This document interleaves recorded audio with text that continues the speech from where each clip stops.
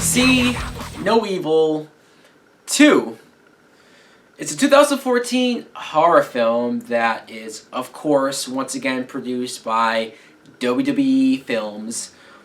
It is directed by the Soska twins, who I'm pretty sure I read that this is their first real movie. So let's see how they did.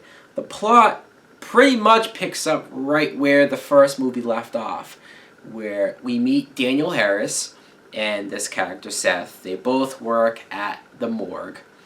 And it's right after Jacob Goodnight has killed all of those people in that house. So the bodies are being transported to the morgue along with Jacob Goodnight, who is supposed to be dead. I mean, I'm pretty sure after that first film, how could he have survived? But somehow he is still alive. He wakes up and he goes on another killing spree in this morgue. Now, what I thought of See No Evil 2 is, I did kind of enjoy this movie. I did. It's not perfect. I didn't love it. Let's talk about what I feel like is the best thing about this movie. Daniel Harris, who is the main character. I like Daniel Harris a lot.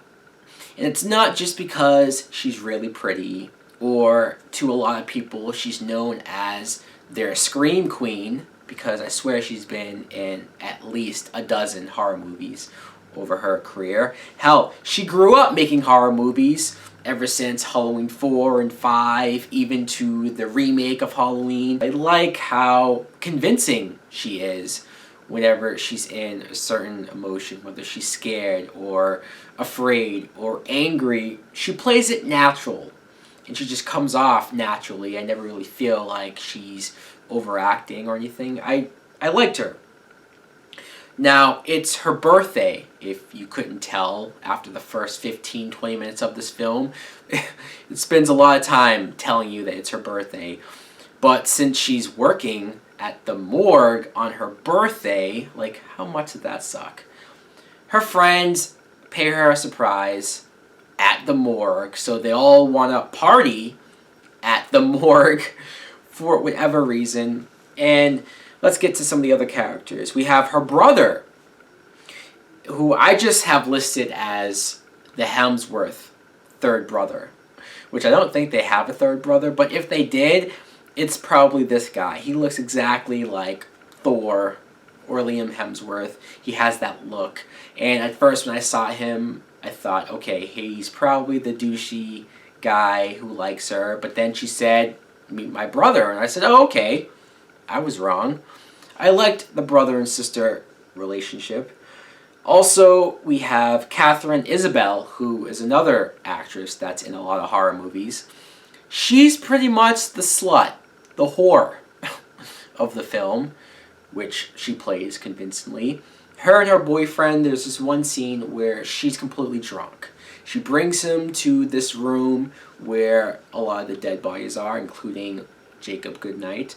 And the way she acts, what she does with Jacob Goodnight's dead body, you kind of sit there and you go, wow, this is so over the top. She's so ridiculous right now. But then I thought, probably a few of the girls I've dated would have done the same exact thing, especially if they were drunk. So there you go. There's another actress, Shaylyn Simmons, who, again, I've seen her in quite a bit of horror movies. One thing about her, though, that I couldn't stop thinking about is, for the most part, when she's in horror movies, they like to cover up her freckles. I saw her in an episode of Supernatural, and she had freckles, and I said, oh, okay, I didn't know that, because every time she's in a horror movie, they put a ton of makeup on her, I guess, to cover her freckles. I don't know why, because I think she's cuter naturally without all... Alright, weird thing to bring up, I know, but I just had to get it out. There's this actor, Michael Eglin, who is just this guy in a wheelchair who runs the place.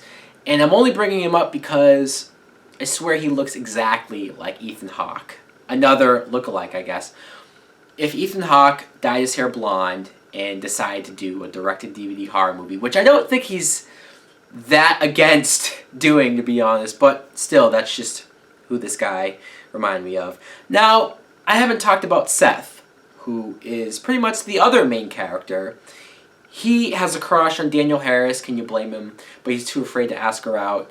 And when we find out that Danielle Harris also has a crush on him, at first I was like, I don't know if I can buy that, because he's kind of a dorky looking guy. I just didn't buy her liking him. But then again, I thought, would I rather her having a crush on this guy, a guy who is more normal looking, like me? Or would I rather this actor be somebody who walked off a set on the CW, clearly one of the most good-looking guys ever, but he's playing the normal guy? That would have been so much more annoying. So I welcomed it.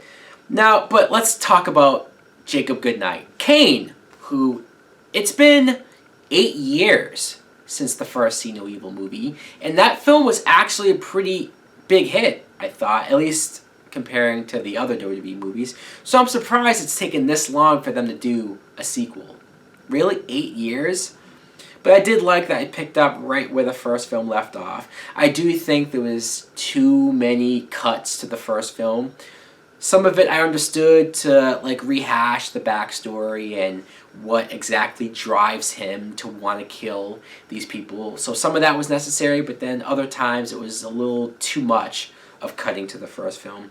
But Kane himself, he's 7 feet tall, he's over 300 pounds, he's a monster. It doesn't take a whole lot to be afraid of this guy. And the moment where he puts on this like weird surgical mask, it's creepy. It is. And whenever characters are running away from him and they try to lock a door, but he just busts through the door, he's so big and powerful, there's almost no stopping this guy. I also am trying to understand, how did he not die from that first movie? But then again, come on. How many times do we see Jason Voorhees, Michael Myers, Freddy Krueger just come back and not even explain how they survive? So you know what? I didn't mind it. The kills were pretty good. At first, it didn't seem like they were showing a whole lot of the kills. They would just show him attacking the person and then you just find the dead body after. But then, once they got to him killing people, he killed people mostly with his bare hands. It was brutal. Then he also had weapons, several different weapons that he used, like a long chain that was from the first film. The morgue setting, I thought, was cool. I mean, sure, the place was huge, so the characters running around almost in circles, not knowing their way out, was a little amusing. And the fact that Kane was able to lock up almost every exit door as quick as he did was like, alright. But still, for somebody who has complained so many times about how Hollywood doesn't have really any original ideas, especially when it comes to horror, that it's all possession, haunted house, or found footage stuff, I completely welcomed a slasher movie. You don't get a whole lot of them today, and sure, this doesn't go away from those classic cliches from slasher movies, but it was almost refreshing to watch a movie that went back to that. The ending, I will admit, might have been a little too drawn out, and I don't know how much I care for the ending per se. But still, you know what? If you're looking for a decent horror film, if you're looking to just watch something different or something like a slasher movie, I totally recommend this. It's hard to rate this because this movie won't be in theaters. It's direct to DVD. But I'll say rent it. You know, I'm personally going to buy it. Why not? Add to the collection. So guys, let me know in the comments below if you plan on seeing See No Evil 2. Thanks for watching. Like and subscribe. Later!